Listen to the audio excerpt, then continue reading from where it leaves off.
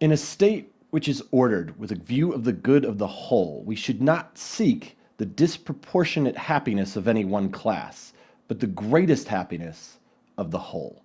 Plato, 375 BCE. Welcome to the revolution.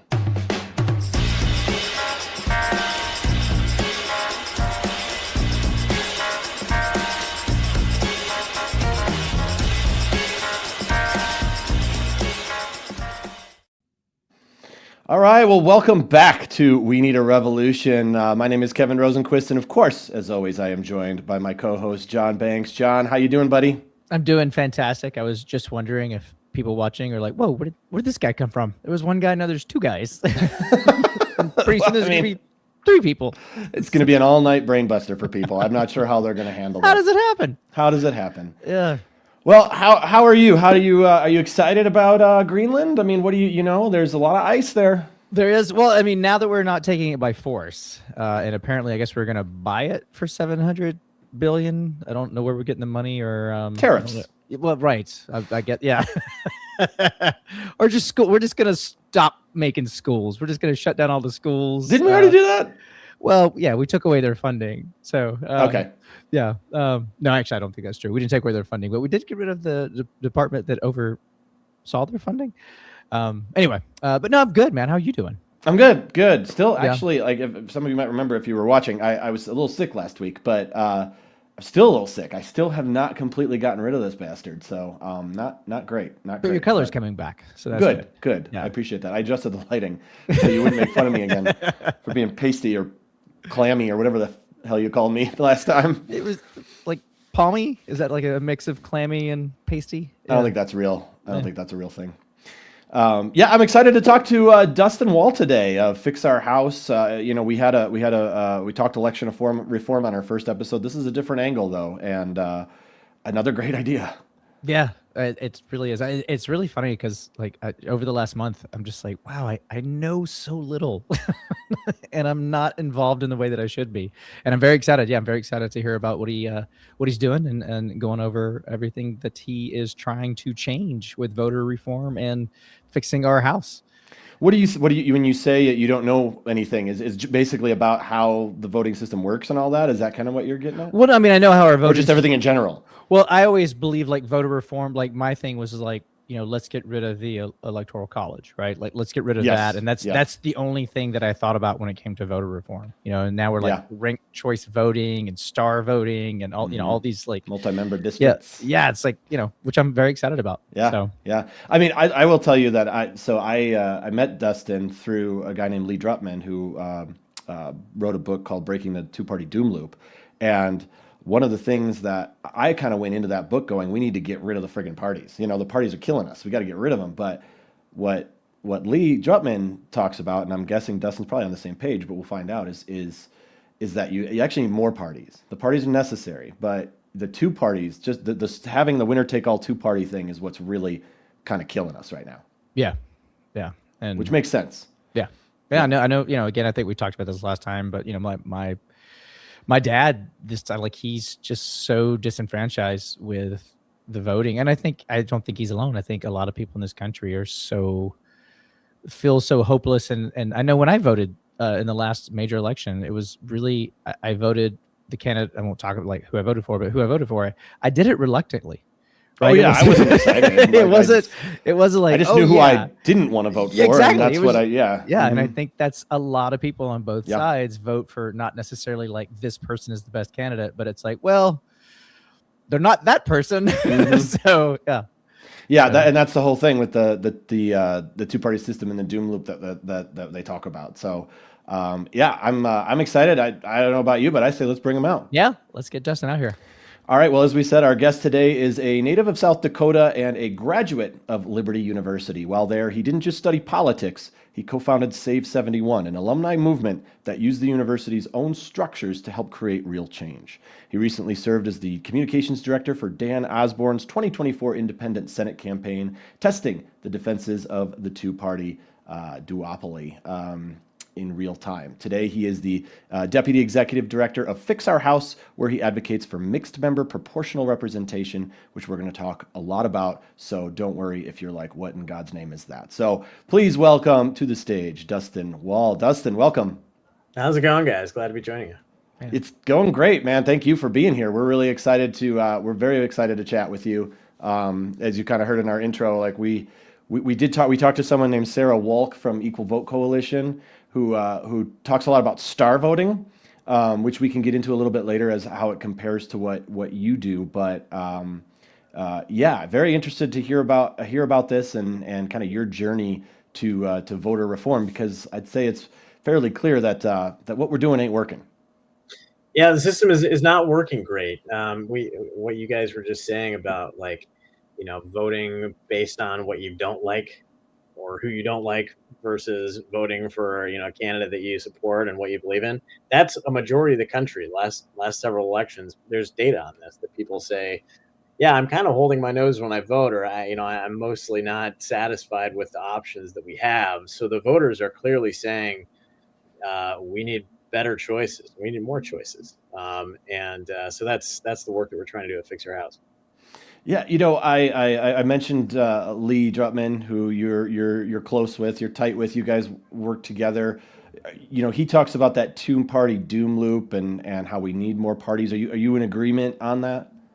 Yeah, absolutely. Yeah. Lee founded Fix Our House a few years ago, and I came on right away. I guess 2022 is when we started, and the idea is that, look, independent candidates can be a good vehicle for change. I've worked for independents, but to really make lasting change in our democracy that allow for more voices, you need more parties. Political parties are important.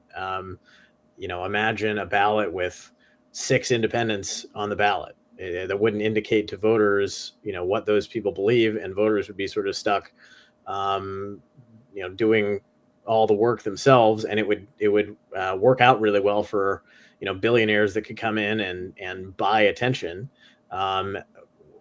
Political science tells us over and over again about the importance of parties, that like them or hate them, you need them.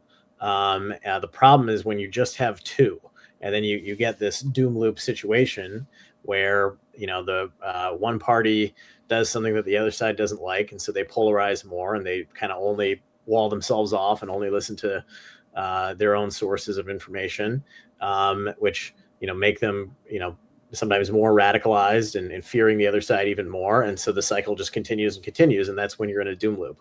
And that's, I think, where we find ourselves today. It doesn't mean that both parties are equally wrong on every issue or anything like that, but it is a sort of a noticeable force happening in the world that political science can sort of diagnose and see happening. It's happening to us in the United States, and the answer is not for one of the 2 parties to finally dispatch the other.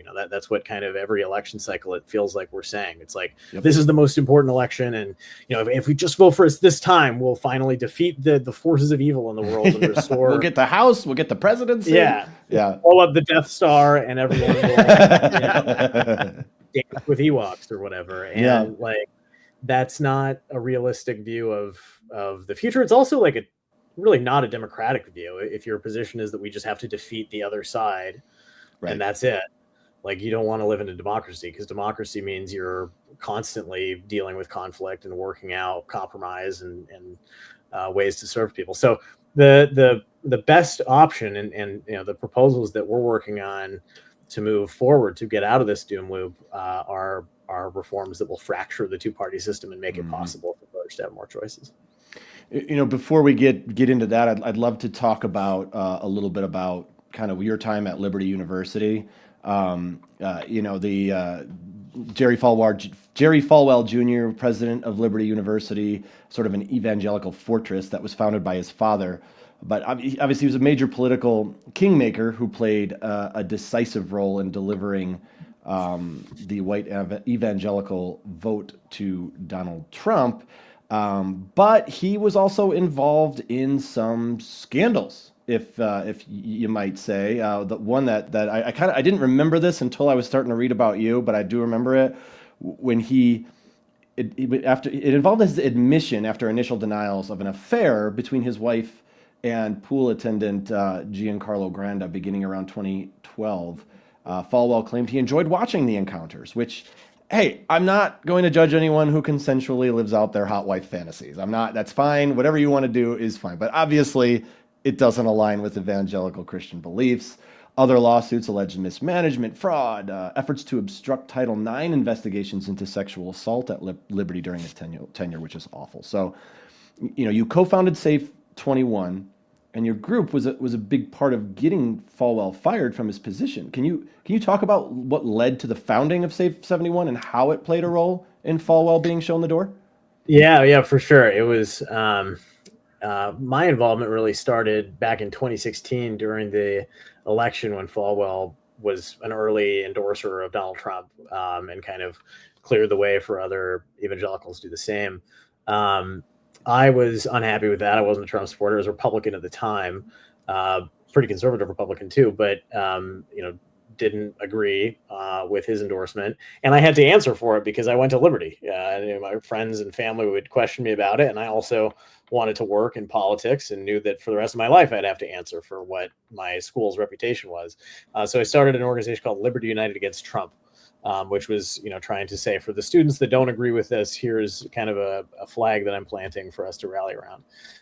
And it caught on because not just because of frustration with Trump at the time. We launched it right around the Access Hollywood tape. So when kind of waited for a moment when evangelical students were most likely to break with Trump and with Falwell. But at Liberty at the time, there weren't a lot of people that were talking to press. In fact, the school didn't even talk to press all the time. They did a lot of times those kind of, the really dug in institutions are kind of nervous about doing that, right?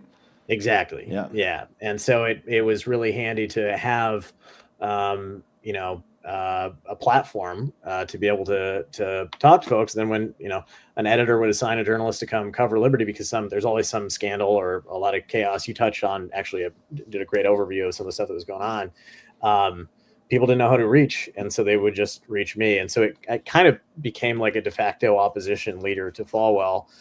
A few years later, launched Save 71 with some other alumni to try to get an outside investigation into the school, mostly focused on the crime records that Liberty was lying about as it relates to sexual assault and other. The Title IX, yeah, exactly. Yeah. And that was ultimately successful. The Department of Education did open an investigation and imposed a really heavy fine.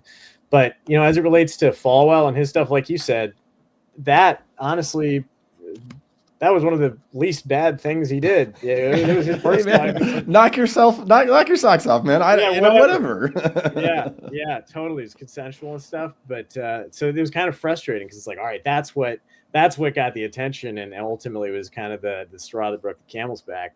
There were a lot of actually corrupt, bad things going on. That sex does sell, right? In media and television, every aspect of media, sex sells. So, especially John and I have been considering doing this show shirtless because we're trying to get more viewers. So, all right, let's do it. Yeah.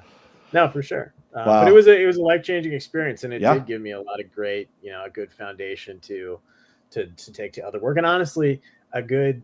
I'm not as conservative now by any means, but did translate directly to the work that I do now in the sense that it showed me how much diversity there is in our system that isn't necessarily always visible, and those conflicts sort of inside the parties and inside other institutions matter, and they need to be sort of reflected in the sort of the rules of the game as they exist now. So I still, even though I'm not a Republican anymore, I think one of the most important things we need in this country is a conservative party that's an alternative to MAGA for those voters who are maybe pro-life or whatever, but have some real disagreements with Democrats, to have an alternative that's not just Trump.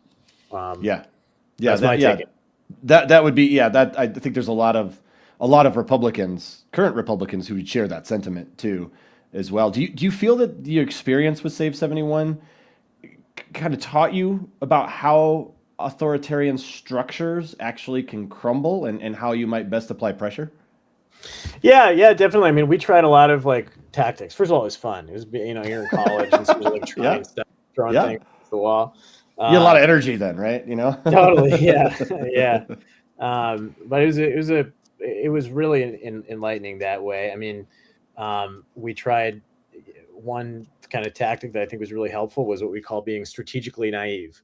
The idea that we're going to kind of keep the goalposts where we think they should be and call for the changes that we think should happen, even though we know they're not going to happen. But kind of trying to play with the Overton window and move it back in our direction. And then, it helped us get really clever about focusing on the art of the possible, on like, well, what can you do if we're not going to be able to remake liberty in the image that we would want it to be made in? What can we do that's still good, that's still helping people, that's still tangibly making a positive difference? And so, we kind of got really serious about pursuing specific goals, and we achieved a lot of them. And so, it's easy to look at a problem that you're trying to solve, particularly in like, the kind of democracy versus authoritarianism context, and see it as this really big impossible thing. But I think the point you're getting at is that things, how is it?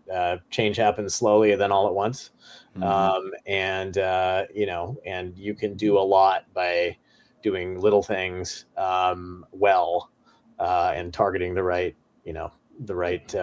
part of the defenses that you want to crumble. Go after. Yeah. John, I know John wants to talk about the Dan Osborn, your time with Dan Osborn. I real quick though, I'm curious because you mentioned that you used to be a Republican. What kind of changed in you, do you think, that made you look at who you were as a person in the political space and go, okay, I don't identify here anymore. I need to make a shift? Because I think John and I both, we're both former Democrats who really we feel fairly politically homeless now. So I'm always curious to see why other people leave or start to stray from the party that they were part of before. Yeah. Oh man. How long do we have? I know. It's a loaded question. I know it's a loaded question. This is like a Rogan length show. Lex Friedman, 10 hours. Before you answer that, can I add a little addendum? Because I'm just kind of curious to add to what Kevin is asking. Is it that you changed, which obviously, like, I guess you did a little bit, but also is it that your party changed so much? Because I know for Kevin and I don't think that either one of us have really changed that much. It's that the party I was once part of has really just gone out to the, fringes of like, now the fringes are the party. So is it something that you changed personally, or was it kind of what was happening outside of you that pushed you more towards the center? Yeah, I mean, I think it's definitely both happening at the same time. And it's true that the two parties have changed for sure. It's also true that, like, in a country of 340 million people or whatever it is, when you have just two options, it's impossible for those to like actually adequately represent, all of those people. And so, so that's not to get on my high horse about why we need more again, but that, I think that's relevant to this. But yeah, I mean, I guess specifically, I played devil's advocate in my classes a lot. My granddad was actually very liberal and didn't like that I was going to Liberty. And I developed a really close relationship with him when I was in high school. And I would always tell him, look, like, I'm conservative, but like, I will be fair and I'll be intellectually honest, and I'm not going to get brainwashed, at a place. And then he passed away my freshman year. And I remember many times in classes or in other contexts kind of thinking like, okay, I don't agree with my granddad's position on this thing, but I know that we're not representing him honestly or fairly when we like make, X, Y, or Z argument. Mm-hmm. And so you kind of end up playing devil's advocate, and then end up, I don't know, I started agreeing with the devil, I guess, on on things. But yeah, I mean, that was part of it, is just like recognizing like the room that I was in, there were a lot of voices that were not in that room that needed to be heard. And I was always trying to balance the conversation. And so I did a lot of like, honestly, the stuff I read in high school, I studied government, but the stuff I read that was most helpful was not the stuff I was reading for my classes, which many times I was really disappointed with.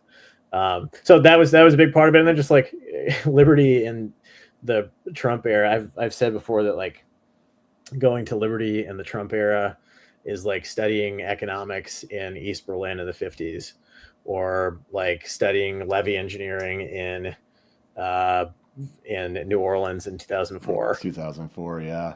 Like you get like a really, really great education, no matter what. Even if your education is like bad, it's good because of that, because you're up close and personal with what's going on. Right. And so I think the government school at Liberty I had a terrible experience. I thought it was like really bad, but also once in a lifetime opportunity. So I really benefited from that kind of anti-education a lot, if that makes sense. Mm-hmm. Yeah, that makes sense. Makes a lot of sense. You got any more questions, Kevin, on No. I'd like to talk. Yeah, let's talk about the time with Dan Osborn. Yeah, let's get into Dan Osborn. So I believe he led a strike against Kellogg's. Yeah, and then right. he was a union rep, correct? And he was also a mechanic. And then so what kind of got you behind? What was like the appeal of you working with Dan? Because I believe you worked with him for a couple of months. If you could kind of tell us about that 2024 campaign. And what kind of brought you towards, or, what led you to work with him and what you actually did there? Yeah, man, that was an exciting campaign. I was the communications director. And I don't know when I learned about that, sometime in the winter or spring, but I didn't go out until the summer, of 24. But, there have been a few independent efforts for Senate over the last several years. Evan McMullen ran in Utah in 2022, a few other efforts like this. And as someone who wants to break the two-party system, it's always, something I pay a lot of attention to and study and have opinions about. And so it was, I knew some folks that were associated with the campaign and got connected that way. But it was a great chance to go out to Nebraska. I'm from South Dakota, and so grew up just a couple hours north of where I was based. So it felt like going home in some ways. And it was a great chance to kind of try out, honestly, messages like break the two-party system. Like that message, exactly that message. Dan is a very effective messenger for this. And, as someone who's not of one of the two parties and not an establishment guy by any means, he has a lot of credibility with just the regular folks, hardworking folks in Nebraska. And we'd go out to, bars and restaurants in Western ranch country, Nebraska, where there'd be, 5-6 people coming to see him, a few of them in red Trump hats. And the thing that would get everybody to agree, at least this would be to say, I want to break up the system. I want to go to Washington and break up the two-party system. The progressives would agree with that. The conservatives would agree with that. So Dan he actually pushed that agenda. Yeah, like that was a talking point. Yeah. Interesting. And Dan, just electing an independent, that's a way to do it. I mean, first of all, like if we'd had a guy like him in the Senate, that would be effective. And he'd be able to get a lot done, I think, because of that. But I mean, it was also a very effective message. And that he was often talking about affordability and those kind of kitchen table issues that honestly, I think the Democratic Party did a pretty poor job of, just like strategically last year. Yes. And he was addressing those concerns that voters had with the cost of living and stuff like that. And he's a guy that knows what it's like to put in a really hard day's work and have your backache at the end of the day, and have to do it again the next day and be worried about your credit card and stuff like that. So really a great effective messenger. He's running again this cycle against Pete Ricketts, who's the current senator, former governor of Nebraska, His family owns the Chicago Cubs. He's a billionaire. I was gonna ask that because I'm a Cubs fan. I'm a Chicago I'm a Chicago guy, as you can over here you can see behind me. But yeah, I mean, I was gonna ask you about that because they don't have that family does not have the best reputation in Chicago. I can tell you that right now. They don't have the best reputation in Nebraska either. Yeah, and for a lot of reasons. But yeah, I mean, it's gonna be a tough race, but there's no better contrast in the country right now than a working class mechanic against a billionaire elite guy. Yeah. I believe he got what 45.6% of the vote or something like that. Something like that. Yeah. Something, and so how bad? Because I know you guys, or I shouldn't say I know. I read that you guys were taking no corporate money, but then there was a super PAC of like $10 million that was you guys had nothing to do with, but that your opponent kind of turned against you. Is that correct? Oh, it wasn't 10 million there, but yeah, they're like there were super PACs that come in, and of course the campaign has genuinely no control over that. Right.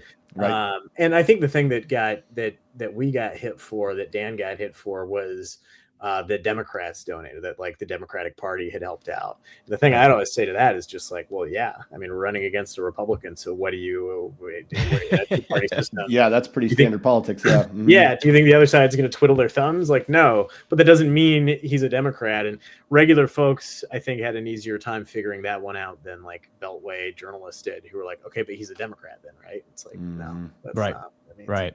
So do you think it was kind of the doom loop thing that kind of in the end, maybe because it seemed like he was picking up a lot of steam there and you guys had a real chance, but do you think that's kind of what maybe lost it for him in the end, was that people were like, well, he's a Democrat, so I can't vote for the Democrats because they're devils, even though wasn't a Democrat? Like, did you think that was the thing that kind of lost it for him? That certainly played into it. I mean, the attacks that I think were effective towards the end of the campaign were ones that were trying to tie him to the Democratic establishment and to Kamala Harris, even though he had genuinely no ties to the Harris campaign or anything. But yeah, I mean, fundamentally, Nebraska is a majority conservative state, and so if you're running anything, independent or Democrat or whatever, opposing the Republican Party, you're fighting an uphill battle just because the fundamentals of the state.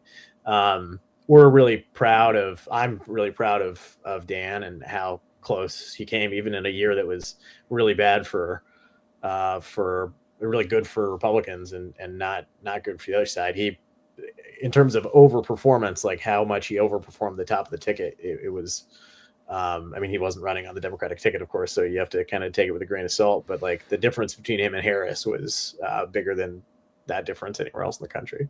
Oh, nice. And also, like, I mean, it wasn't just hard I mean, the whole country was picking a side, right? It was like very much. So I can't imagine there was a harder time in history for an independent candidate, or at least it had to have been damn close. Yeah. I mean, the dissatisfaction that's growing with the two parties helped a lot. So in that ways, it was easier than at times. But yeah, in a presidential year, you have. Everyone is thinking about that first and foremost. And so that, that makes it hard, but no, it was a great democratic experiment. Deb Fisher, the opponent that he ran against last time, said once, I think in July, she was like, she was kind of dismissing the campaign. And it's like, that's not real. That's a political science experiment. And I was like, she's right. That's exactly what it is. Like, that is what it is.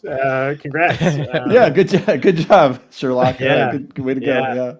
Well, do you feel like this shows that that it's really kind of impossible to be independent on a system that just runs on insane amounts of money? No, I don't think so. I don't think it's truly impossible. It's really hard though. It's the money for sure, but also just the kind of political gravity with just having two camps. Yeah. If Dan had been elected, the Senate runs on sort of an unofficial rules process that's not law or anything like that, but that the Senate just sort of approves, where the majority leader the majority leader and the minority leader get to determine committee assignments and things like that. And if you're an independent that's not playing ball with the two parties, you'd have a lot of headwinds to face just in the day-to-day work of legislating. And so there's endless challenges to someone running without a party. You also have to assemble staff and, policy knowledge and experience and stuff like that you can't get experience from if you're running without a party and not being elected to an office. So it's really hard, but no, I think the appetite for it is growing. There's more independence in the country than ever. And then, like I said, I don't think the answer ultimately is just getting a bunch of independents elected. I think ultimately we got to change the underlying rules so that you can get, actual new parties forming in this country. And it won't be something dramatic. It won't be like we'll have, 9 parties all of a sudden just appear out of nowhere. But have some fracturing within the two parties. Because look, I think one thing AOC said really that was really insightful is she was like, look, in most countries, I would not be in the same party as Joe Biden. Like, we're different. Our politics are very different. She's right. Our America has a lot of room for AOC. There's a lot of AOC types that I know. There's a lot of Marjorie Taylor Greene types that I know. I went to Liberty. There's a lot of John McCain types that I know, and Barack Obama types, and they all deserve representation. It's not like the country has entirely gone in one direction, and the two parties consist of people that are all one thing. We need to let that diversity show itself. Mm-hmm. Do you think, I'm kind of curious because I remember I wasn't able to vote, but I was so close to being legal to vote when it was Perot, Clinton, and Bush, and I kind of think like that because Bush lost because of Perot. It was Nader, wasn't it? Oh, I thought it was Ross Perot took away Bush votes. Oh, did Perot take away Bush votes? Yeah, okay. Yeah, which gave Clinton the win, and then I think sorry. And I think after that, and you would know more than I would, Dustin, but I think after that is the two parties kind of circled the wagons because they realized like, oh shit, if we have independents, it's going to really screw us. So they kind of made it a lot harder for independents to run. So, am I right about that, or am I making this up? Yeah, I think there's definitely something to that. It's also just true that like if like Ross Perot was able to do that because he was filthy rich, and like if you're Elon Musk, honestly, right now he was flirting with starting a new party or whatever. Like he could theoretically because he has just endless money, right? And so like you can charge your way into the system and make some kind of an impact if you just have like bottomless pockets. But it's mostly you're not going to be able to do that. And well, Kevin and I can. So of course. Yeah, we have podcast money. A lot of people don't know. Yeah, this is it's a big deal. Right. It's a big deal. Right. So I want to get into what Fix Our House wants to do. With the why am I blanking on it right now? The mix or the multi-member. Proportional representation. Representation, multi-member. Yeah, exactly. But I wanted to ask you, because I think that there's people might think that the idea of the two-party system is in the Constitution, but it's not.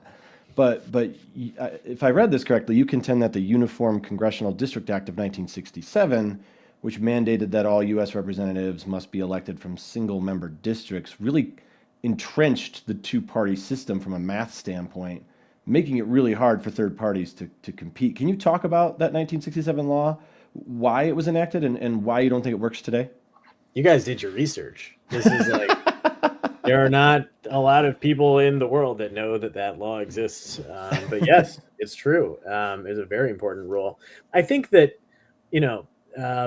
America has had two parties for a really long time. We've had more parties than that at various points in our history, but we have had just two parties for a while. And the people will use this as an argument against us, against our argument pretty regularly. Like, wow, it's pretty natural here, isn't it?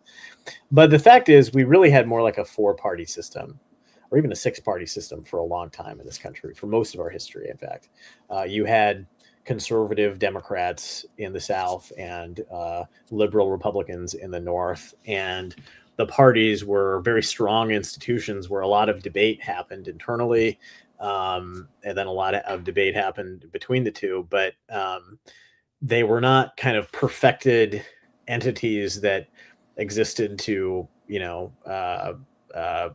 serve like just the leader of that party, and had a lot more internal diversity then. So we really had more like a multi-party system for a lot of our history. What the Uniform Congressional District Act did, why that's significant, is that political science will tell you that your number of parties is basically determined by your electoral system, by certain factors about how elections work, for your largest representative body, which in our case is the House of Representatives. So most of our kind of federal elections, where we're choosing our the people that serve and represent our states and districts in Washington, are in the House, and when those are single member contests, when there's only one winner, it's sort of quintessentially winner take all. If you get 51% of the vote, you get 100% of the seat, because there's only one seat to be won. That lends itself to just two parties. Right. And it creates a spoiler dynamic and all kinds of other things. And so when that got kind of locked into place in 1967, it was honestly, that was a good piece of legislation. Honestly, it was trying to stop states, particularly southern states, that at various times in history had used a thing called block voting, where they would make the whole state one district. So you'd have like 7 or 8 representatives all representing the same state, but then you'd use plurality voting rules. I know this is really nerdy, but like it's history. It's what happened. You'd use a rule that says a party gets above 50% of the vote and it can win all of the seats. And so it was a way in the South of locking out black voters who were a minority, but still represented a sizable portion of the state. And particularly, they were normally concentrated in one geographic area. And so a single member district was better at representing those folks, because it's like, all right, in Alabama now they have, those black voters that live in one part of Alabama, they have their own district and they have their own voice. They have their own voice, their own representation. Yeah. Mm-hmm. Right. The problem is it basically, that's trying to be more proportional. That's trying to reflect the people better. But it sort of inadvertently banned the most proportional way to do elections, which would not be to use winner take all elections at all, which is some version of proportional representation. And so, repealing that law or changing how it would work, you'd have to reform it a little bit so that you couldn't go back to the old way of doing things. But that would allow states to adopt proportional systems to elect their members of Congress. The state could just do it for their federal representatives. And there's been a lot of times in American history where we've used different electoral systems than the one we use now. So it's not like it's locked into place. It's not like it's written in stone on the 10 Commandments that the United States has to have two parties. Like, we act like it is. Yeah, and it's certainly not in the Constitution. The Constitution, Article 1, Section 4, gives Congress a lot of power to determine how its own elections work. That's the job of Congress. And so we just want Congress to do its job and to update its system to reflect folks better. In fact, I'll just say this: this show is about getting a revolution, right? That we need a revolution. Yes. The winner take all, first past the post, as some people call it, electoral system that the U.S. uses is a British system. It's just sort of, we inherited from the British. The countries, the democracies in the world that still use it are all former British colonies. Really? The U.S., Canada, Britain, and a couple others. But even Britain has parliament, so it's different. It's different, right? It's very different. Yeah. They have a parliamentary system and some other things, but they do elections the same way we do, with winner take all, one member in each one. But the point is, we need a second American Revolution to get away from that old way of doing elections. And about 100 years ago, or 150 years ago, a lot of democracies around the world that were just becoming democracies, following, America's sort of model, rewrote their own rules, and that's when proportional systems were developed. And it's a better system, and so other democracies would just adopt that system to begin with. We were one of the first in 1776, and proportional representation. No one had tried it yet because democracy was kind of a new idea. And so, yeah, we just need to have a second American Revolution and update our rules so that we can break out of this. Not a violent one. We don't condone a violent revolution here. We talk about the revolution in the way we think and in the way we vote. So let's talk about that then. Tell us about this mixed member proportional representation. How is it better? What does it do? Why do we need it? Definitely. It's very nonviolent, so much so that it can put people to sleep sometimes. So great lead in. Now we're gonna lose everybody. Yeah, we go. I'll try to make it really good. We're gonna nap, then we're gonna revolt. Right. Yeah. Maybe have a soft-boiled egg and then we'll I mean, we are 250 years old this year, so yeah. Exactly. 250 years old is a good time to look in the mirror and say, all right, how can we make this a little bit better? How can I get maybe a little Botox or exactly. A little update. It's like our midlife crisis. So yeah, exactly. Yeah, exactly. It's okay. We'll be fine. Basically a proportional representation system broadly. And I joke that this is boring, but it really does matter. I mean, the rules of the game get you the results that you're getting. And so when we're using a system that is getting us predictable results, so we should address that. A proportional representation system is just one where a party's amount of the vote determines its amount of seats. That's it. It's pretty basic. You might think that's how elections just should work. It's obvious, right? A party's share of the vote should determine its share of seats. But in a winner take all system, if you get 51% of the vote, you get everything. 49% gets nothing. You're out. Right. And 49% can represent a lot of folks. Yep. This is what allows gerrymandering, so that you can really rig things, so that you can actually, sometimes this has happened before, where Congress, one party gets way more of the vote, but actually gets fewer seats. Right. That just happened in Britain, where the Labour Party got 2/3 of seats on 1/3 of the vote, which is crazy. They're dealing with this crap over there too. So that's the system that we have. A proportional system doesn't allow that, because it says, no, a party that gets roughly 40% of the vote should get roughly 40% of the seats. Not nothing. 40% is significant, right? It's also what allows minor parties that maybe only 20 or 30% of the population in a given area joins one party, but that's a real portion of voters that really deserve representation, right? A lot of countries use multi-member districts to achieve this.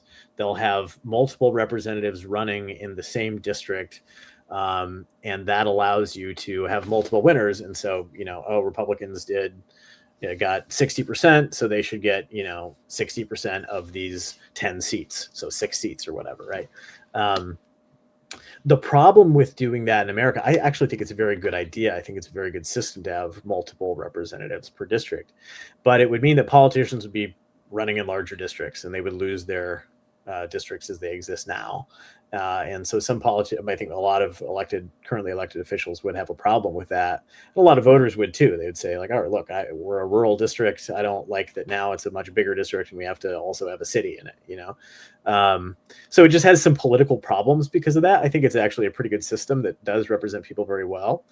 But an alternative that I think is even better for the U.S. Would be it's called a mixed member proportional system. And this is a system where I'll just talk about it in the American context, how it could work in America. We would keep our 435 congressional districts. So all House elections would work exactly the same. People would go into the voting booth and they would vote for their favorite candidate for office, just like they do now for the House. But then they would also vote for their preferred party. So there'd be a space on every ballot where they could check their preferred party. Interesting. Okay. That would be the voter experience. Very, very simple. There's some states that already do this. Actually, in Michigan, they have a party line vote, and you can just vote for the party if you want. Michigan, I think a couple other states too. So not very different in terms of the voter experience. On the other end, on the congressional end, we would expand the House. So add new members to the House of Representatives. I think somewhere between 150 and 200 is the best target here. And those new members would not be in districts. They would represent their states at large. So they would represent the whole state. And and be distributed in accordance with population size, just like we do when there's a census and states lose or gain representatives. Right. So those representatives would be elected based on the party vote to compensate for disproportionality in the district vote.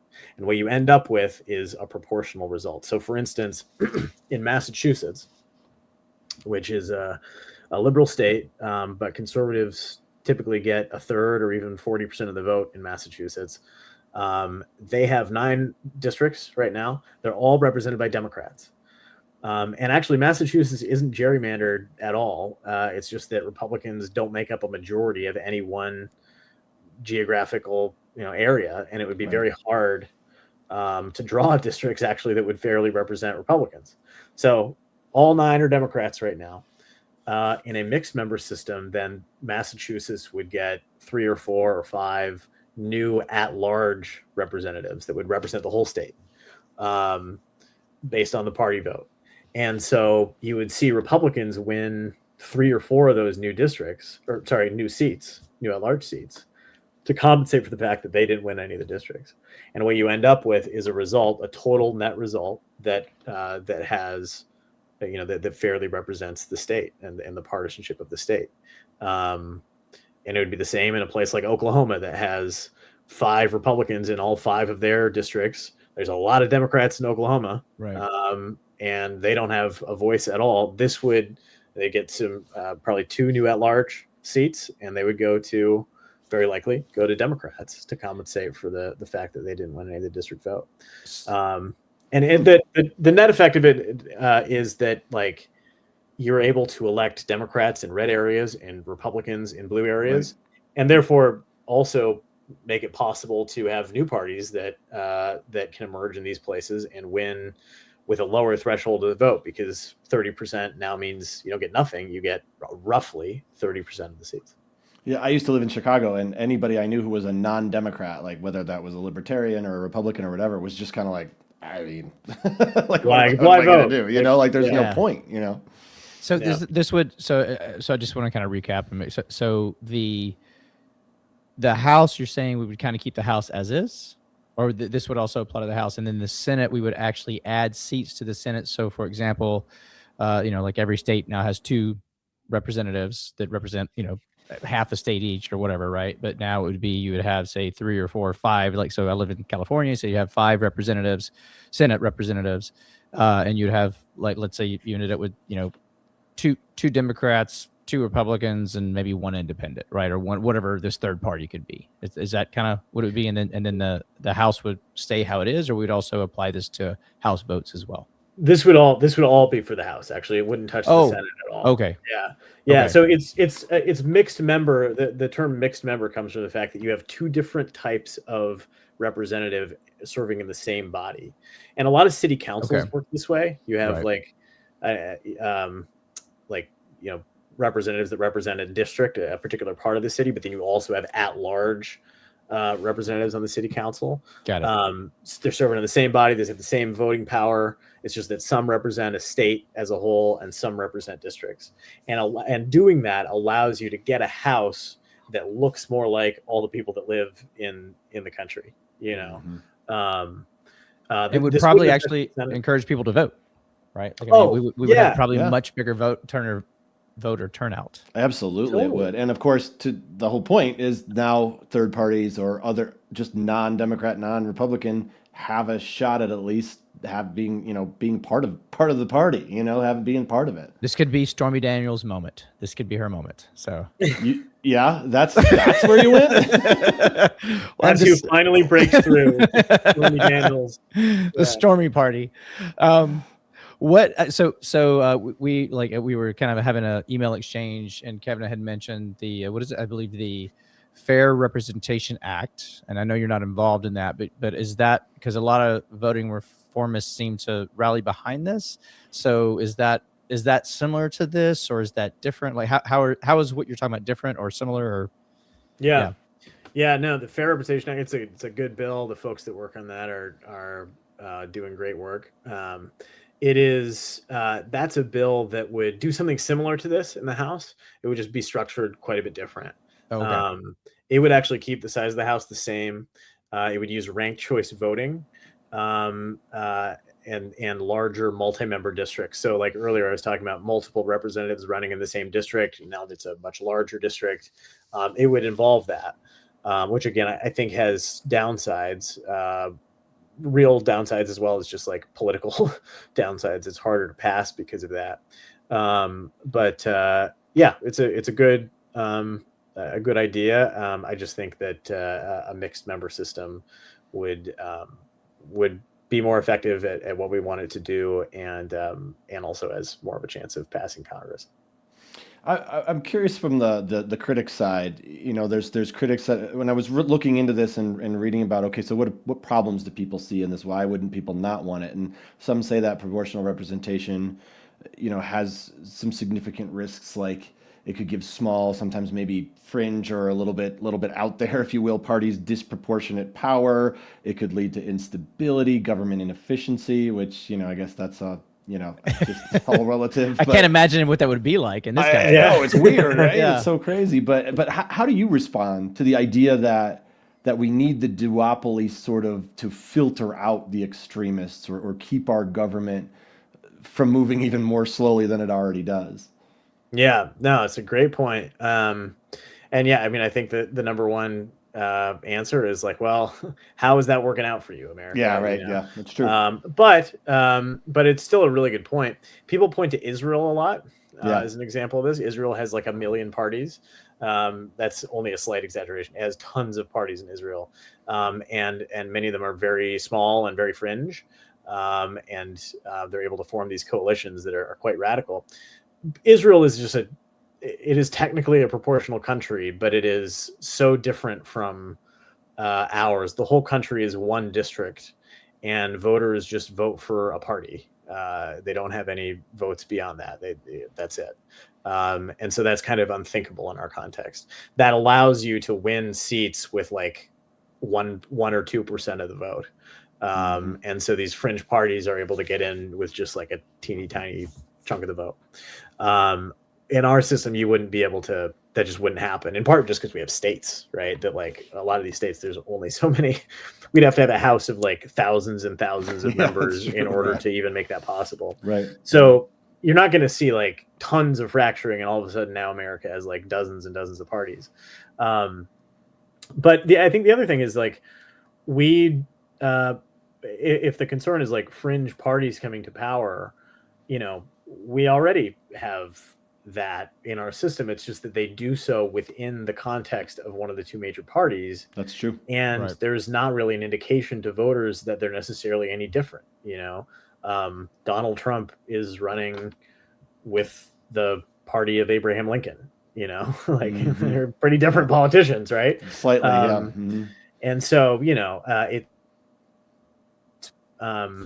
it's more honest and accurate to voters if your party says what it is. So yeah, people will worry if, there's a lot of people that are really worried about socialism coming to America, and they'll say, well, this is what would allow socialist parties to win seats.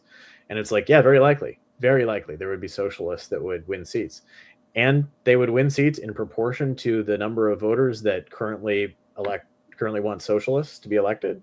They don't make up a majority, but you have socialists that are currently elected as well. It's just that they're not elected in the Socialist Party; they're elected in the Democratic Party. In the Democratic Party, yeah. And so it wouldn't, it would just give voters better information to make informed decisions about who they want to vote for. What about? I'm curious because I think if I read this, New Zealand at least does some sort of a version of this, right? They do. And I think, I think there's one other.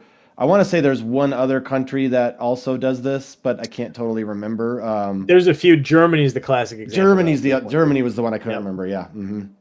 Yeah. And how does that look? From your seats, how do you feel like New Zealand and Germany and other countries that are doing this already? How is it working out?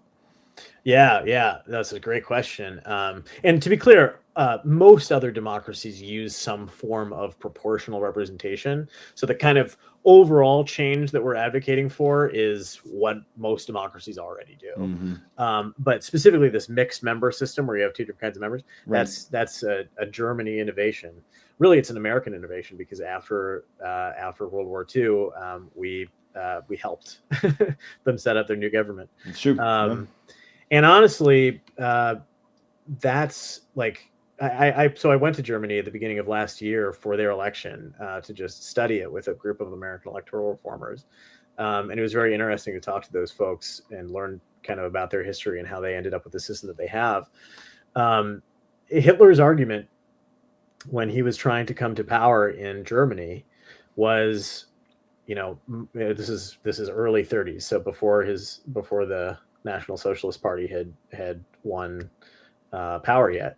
He said, my party makes up the largest group, which is the plurality. That's what that's called. The largest chunk. It was like 30% or something like that. We have the most voters, the largest chunk, larger than any other one party, and so we should have all of the power. I should be chancellor because our party is the biggest, right? That is a fundamentally winner-take-all argument. He wanted a winner-take-all system, right? And that's ultimately what he ended up with. And then he was like, oops, I'm going to do away with elections, And so, oops. Yeah, oopsie daisy. Yeah. A proportional system makes that way harder to do because it says, look, you have 30% of the vote. That's great for you, but you don't necessarily get to be part of the governing coalition. And there are you absolutely can't draw straight lines through German history to what's happening now, but there is a party, and there have been far right parties in Germany since after World War II, and they just don't get to join the majority coalition, that the system that Germany now has allows that to happen. So you ask Germans how they feel about their system, and everyone, they're like, oh man, it's not going great. We want to change this and that, and it's not perfect. But then you ask, like, well, what if you used America's system? And mostly people just laugh. It's like, oh well, yeah, we like it better than that. We genuinely, I'm not exaggerating, we have the preferred system of dictators. I know that sounds like scary language, but it's literally true. When Viktor Orban, they kind of want to be authoritarian in Hungary, when he got elected and won a large majority in 2014, the first thing that his party did was say, let's move away from they actually used a mixed member proportional system to a more winner take all system so that we can gerrymander and rig elections in our favor that way. Other would-be authoritarians have done the same exact thing. So it's weird that we love our democracy in America, but the electoral system we use is something that kind of wannabe authoritarians drool over, because it allows you to do what Texas and California have been competing to do last summer, which is gerrymander. Yeah. And so, that I'm on my high horse now, but I think that's why we support this change. What can people do, right? So if I am a frustrated voter, which I think most people are, like, how can I get involved in this, and how can I make a change? Yeah, it's a great question. I think you want your politicians, your representatives and candidates that are running to represent you to answer the question, what are you going to do about the broken two-party system?